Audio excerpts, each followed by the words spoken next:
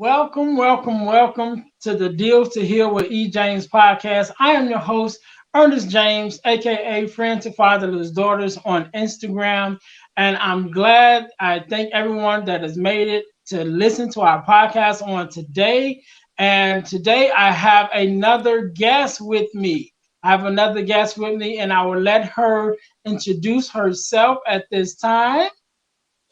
Hi, I'm Suzanne Howes. I'm from Coaching After Loss, and I'm based in London in the UK. Okay, Suzanne. All right, I want to make sure I let you pronounce your name before I pronounce it to make sure I pronounced it right. So, Suzanne, you are coaching after loss, and tell us a little bit about that and a little bit about your journey, how you got started. Okay, so in the last year, just over a year, I've had a very difficult time. I lost my 17-year-old son Samuel to suicide in September 2020. And then in January of this year, my mum collapsed and died very suddenly. And then within 2 months, my dad had also died, and they were quite elderly, but it was obviously quite a shock to lose them so soon after my son. My background is in nursing. I work in the NHS in the London hospital, but I'm also a coach by background. So I've set up my own coaching practice to really focus on people like me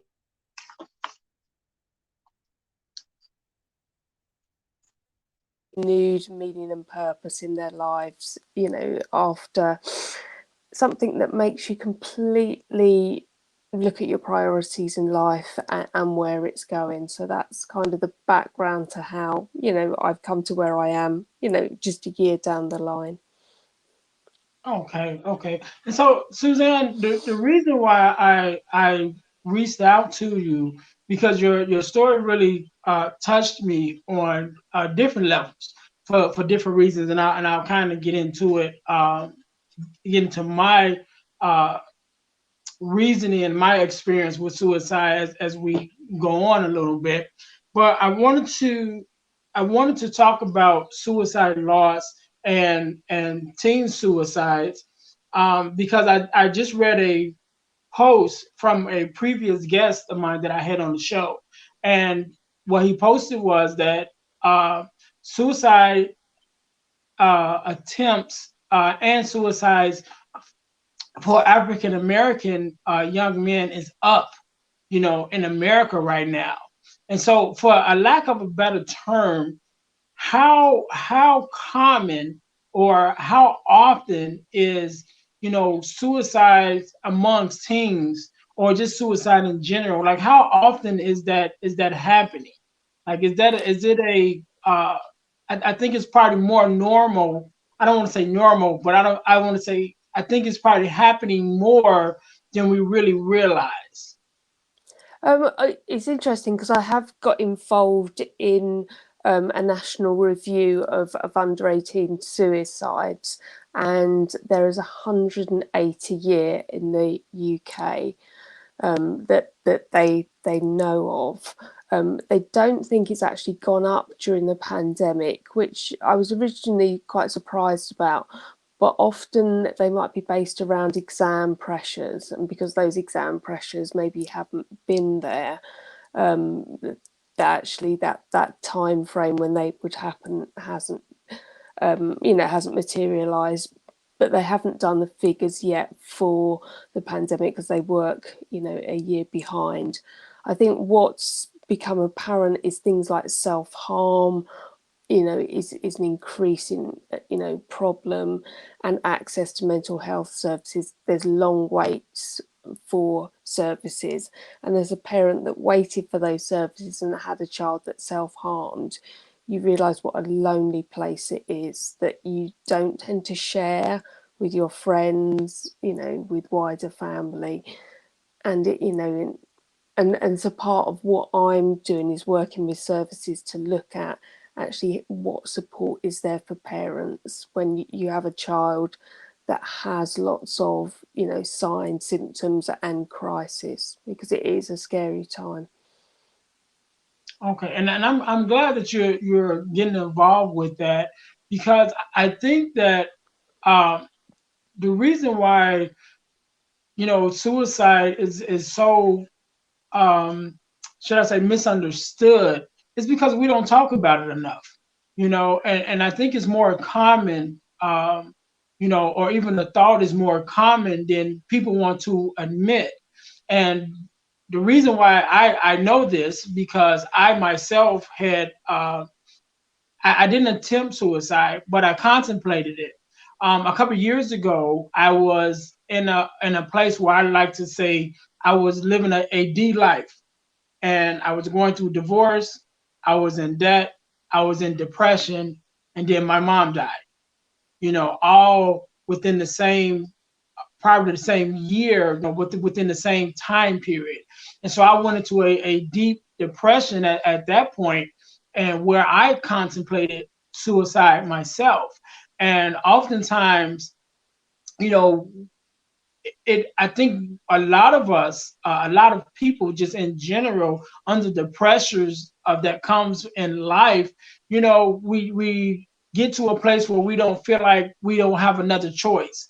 We don't know which way to look. And so I know that I was dealing with those things at that time. And sometimes we just have to find that one thing that is worth holding on for, when we're in that dark place. And at that time, that one thing was my daughter. And me holding on to her and holding on to that thought, like, if I wasn't here, what would happen to her, was the one thing that held me together long enough for me to get the help that I needed, to be able to kind of pull myself out of that. So since you've lost your son, have you realized, or have you found out any information of some of the things that he may have been dealing with at that time, to put him in that place where, he didn't see any way out? Well, it's interesting because suicide is so complex, and I've met a lot of people in the last year whose children have taken their lives, and some that kind of knew there was some issues, some knew nothing until afterwards. But with my son, he had a lot of complex issues. He had alcohol and addiction. He had a dual diagnosis, so he had mental health issues, and it was kind of like a fine balance. If he didn't take any substances, his depression and anxiety got worse. And with him, it was very much when COVID hit. He was a rapper, so he used to go and record music, and that was his kind of, outlet. And he's got music on Spotify, which, thankfully you can still hear his voice. But that all stopped, and so he really kind of lost his connection. He lost his connection with friends because we weren't allowed to leave the house, and it really kind of saw him, rapidly deteriorate, kind of physically and mentally. And I think towards the end he had a few, friendship issues, and that was probably the last straw. And he used to talk about being a burden, and people would, life would be easier if he wasn't here. And it's difficult looking back now, because he talked about suicide most days for a couple of years at least. So you get used to that language, and so when you get that knock on the door and the police come and tell you it's happened, it's quite hard to believe, because you've got used to him using it as a bit of a deflection.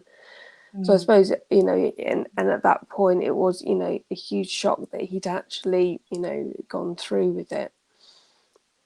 But every case has that complexity, and I suppose I've read a lot around suicide since, and there seems to be something about people having a strange aura about them towards the end, where they actually can't take in anything else, that's their focus. And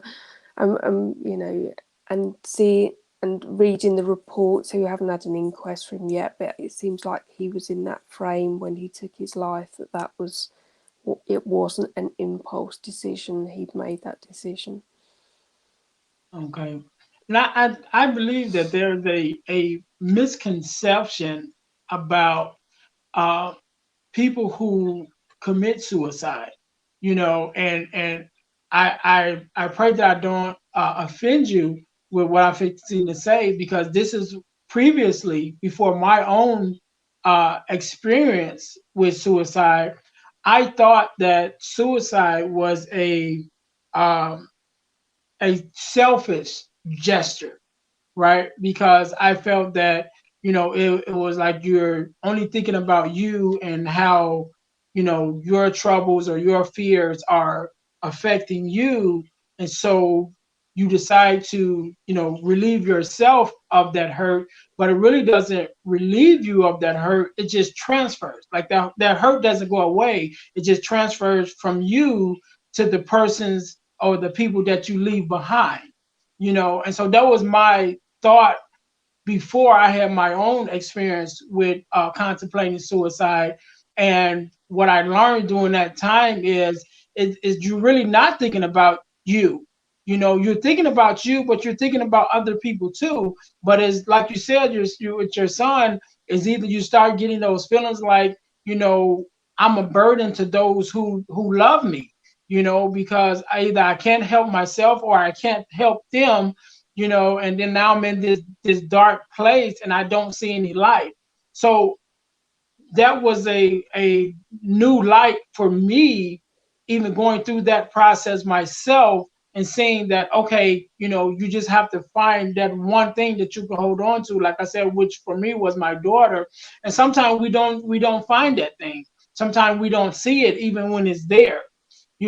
So that was a misconception that I had about, suicide and about people that commit suicide. So my question to you is, just thinking with what you've learned since studying this, and even with your son, if there was one misconception or one thing that people don't understand about you know people that decide to commit suicide, and you could open up their eyes to that, what would be something that you tell them that, because I know it could be anybody, especially since I went through it myself, and I'm a normal person, you know what I'm saying, but just the situation that I was in, like I said, with my mom and my divorce and depression and all of that, all at one time, took me to that place. And we all have our trials and our things that we're going through as just regular everyday people that can send us down that same road. So if it was any misconception that you may know of that is maybe a common misconception that you can clear up right now, what would be something that you can give someone just to give them an insight, on that mindset or that dark place that a person may get stuck in? For one, I would say we don't, in the bereaved by suicide community, you don't ever use the phrase commit suicide, because it comes from a history of it being a crime. So we say died by suicide, or took their lives. So we kind of just move away from that phrase. But I would say that a lot of the campaign around suicide prevention, and we've had Suicide Prevention Month and Day, focuses on people saying that just reach out and talk. But I think it's understanding that it's far more complex than that. It's when people lose hope in a future, and often people might have mental health issues alongside their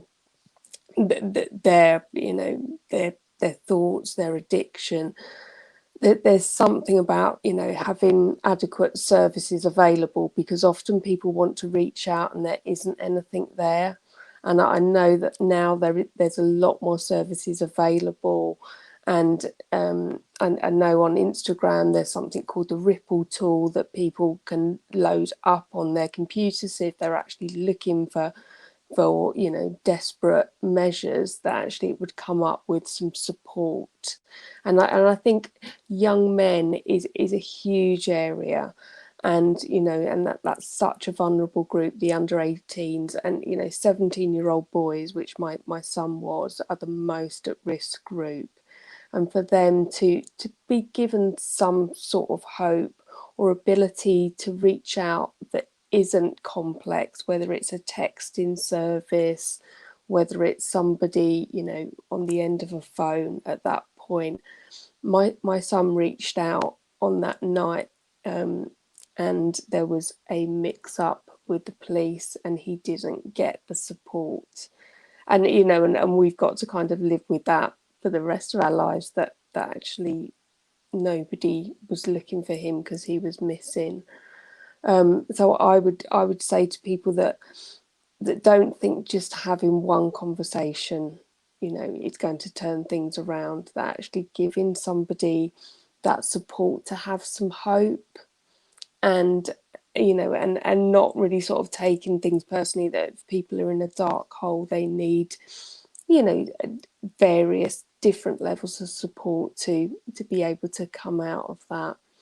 And realizing that it isn't just a quick fix, that actually lots of services are now focused on things like mentorship. I'm a volunteer for something called the Prince's Trust, which is about giving people hope that might not go down traditional routes, that they might need to go into education in a different way because schooling wasn't the thing for them, that it's not one size that fits all. And just, I don't know, being mindful of that, and, you know, not using that judging, because I've very much found that it's a lonely place when you've got a child with mental health issues, and it's an even more lonely place once they take their lives, because people don't understand, they're quite nervous of it. I think everybody thinks, oh, I don't want it to happen to me. And, you know, just being able to actually talk about your child and remember good memories, and, you know, and what they were like in their fun times is really important. Okay. Okay. And you know, Suzanne, I believe that God allows us to go through some circumstances. And after we go through them, then we have a decision to make. And so that decision is whether we will be a victim of our circumstance or whether we will be a victor over our circumstance. And those of us who choose to be the victor over the circumstance, it then becomes our responsibility to help those who have become victims of it. And so with a similar mission that I had to yours was when I lost my mom. Actually, 3 years before I lost my mom to cancer, I lost my mother-in-law at the time to cancer. And then 3 years after that, I lost my mom. And so going through that process of both of those deaths, and I got involved with bereavement, and I was going to bereavement for myself. And as I got into the program and learning about it, I realized how needed it was, you know, especially in our community. And so I started a nonprofit organization doing bereavement. So is those circumstances, the things that we go through, that God strengthens us in the midst of it, and then we those same circumstances that hurt us actually become strength to us that we can use to help strengthen someone else. So going through the process and going through the circumstances of losing your son, how did you find peace and purpose through that experience to then come out of it and start to coach other people with dealing with loss? Um, I was a coach anyway, and I work in the NHS, and I very much do that as part of my role. And because I'd been very articulate during Samuel's care, I very much had a strong voice around, you know, the whole vulnerability of young people. I hadn't lost my confidence, but when you do lose somebody, and you lose them quite tragically, it makes you reconsider everything. The rug's pulled from underneath you, and your priorities change. And I'm going through very much a change at the moment. I'm leaving my job, I'm setting my coaching practice up, I'm moving house and doing lots of things. And I've realized that there's a lot of people around me that are very much considering, actually, what does this now mean for me? You know, I need to find that new purpose in my life. You know, that there needs to be something else, a new direction. But it also comes at a time when you're very vulnerable. You lose focus, your memory, your concentration is really poor. And coaching provides a means for a safe space, one-on-one, for you to actually explore where you're at the moment, and where you want to go. And I see it as such a valuable tool. And it's different to counselling. You know, counselling, you're very much in the past and your feelings, and coaching is real sort of forward focus. You know, where do I want to be in a year's time? What will my life look like? What will help get me there? And that's kind of been my focus in setting up coaching after loss, that actually, you know, when life has thrown you a huge curveball, that actually you can be happy again. You always grieve for your child or whoever you've lost, but actually you take them with you on that journey, and you can, you know, you can have a future that is positive. Right. Yeah. And I agree with you 100%. And I know that, after losing someone, things change in your life. And I know that when I was going through bereavement, one of the um, words or phrases that we used is the new normal. So now it's your normal every day, but it's new. Because some factors have changed. And like you said, you find yourself on those days that sometimes it's difficult, but then you will find that, yeah, you can be happy again. And sometimes it seems like it never even happened. Speaking of losing, when I lost my mom, there were days when I would even forget. I would forget that she's not here, and I would like, oh, I'm gonna call mom. I remember one situation. There was a situation out here in America. Well, I ain't gonna just say America, but specifically in a cemetery out here where I live, and they were it was a big scandal and things was going on with this cemetery, and my grandmother, who had previously passed, was buried in that cemetery. And when I heard it on the news, I said, okay, let me call my mom, and so she can check on what's going on with the cemetery. And then I realized my mom was she wasn't Mm. here. And so you have those days that you forget. But even then, you have those other days that you remember, but you remember the good times, you remember the happy times, and you remember all the things that that you've lived through and that you experienced with that person, that just bring you joy.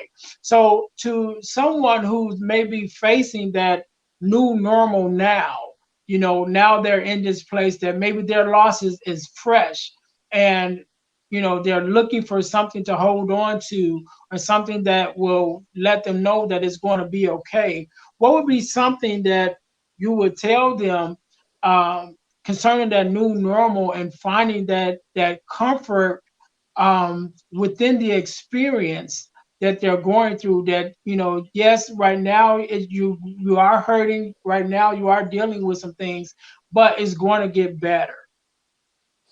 Um, I I tend to say to people, you take baby steps. That actually, some, you know, within the first year, and I've, you know, literally just had my first year with my son, that there's so many trigger anniversaries, birthdays, your birthdays, Christmases.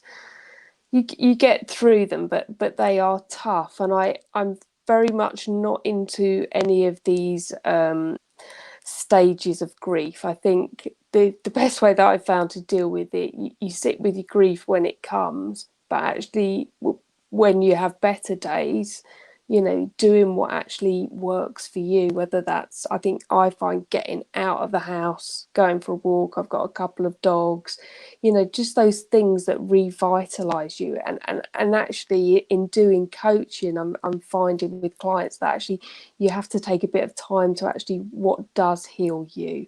What are those things that that you need to do? And whether that's, some people it's exercise, others it's having that quiet time, that mindfulness journaling is a huge one. And it's a slow process, and I think it's about how you honor and take your loved one with you, because I think if you've lost someone in tragic circumstances, those good memories aren't there for a long time. And I found it took quite a long time for me to be able to remember my son in better times, but it eventually seeps through. And I think just being patient with yourself, not expecting time frames, to, you're going to be better after a year or 6 months or whatever, because people could be 10 years down the line and and have that raw grief. So I just think, and there's such a good community on Instagram, that there's always somebody there that will buoy you up, or you'll read something and it will make you smile. And I think it's not being afraid to actually laugh or whatever, because I've found that I don't like socializing that much anymore. I don't want to put myself in vulnerable positions. So actually just finding that little community and someone saying, how are you today? Or someone putting a funny picture of their cats up or whatever, it would, it just brings you those little bit of joys that you think, oh, actually someone's got my back here and they do understand. Okay, good, good. So I have one more question, Suzanne, and I'll let you answer this last question, and then you can give your contact information, let everyone know how they can work with you and everything. So first of all, I want to say thank you again for being a guest here and for sharing your story and your services with my listeners, and even just giving your expertise. I want to thank you for it. I definitely appreciate it, and all the work that you do. So I have one more question. I'll let you answer that, and then you have the last word. So you coach people from going from surviving to thriving. So what is kind of the difference between just surviving and thriving, and what does that look like? Okay, so I think surviving is the mode that you're in when you first, lose somebody. That actually it's getting through each day. Mhm. It's I often talked about it with my family, about it was like wading through treacle, and people say, what's treacle? And it's like everything's sludgy. Actually, you feel slow, you feel groggy, and every day feels like a burden. We're actually, further along, and when you kind of can reevaluate, actually, where do I go now? What will my life look like?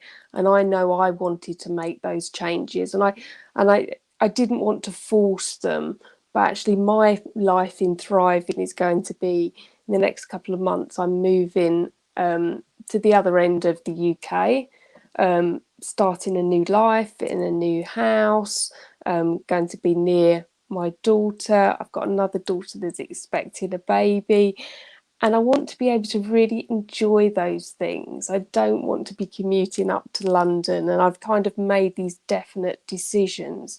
And there's something about, taking a risk now.